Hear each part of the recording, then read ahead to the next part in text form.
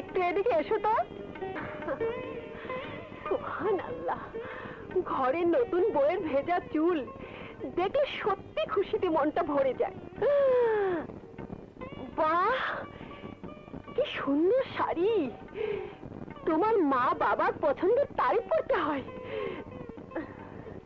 এক কাজ করো, তোমার সমস্ত অলংকার এনে আমার কাছে রাখো, যখন দরকার হবে তুমি চেয়ে নিও। কিন্তু আমার অলংকার আমি আপনাকে দিতে যাব কেন?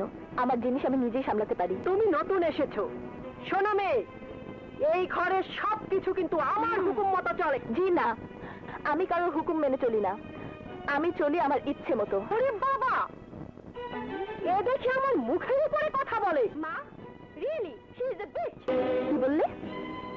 কি বললে আমাকে? আমি কি বলবো মা, আমি কি বলবো?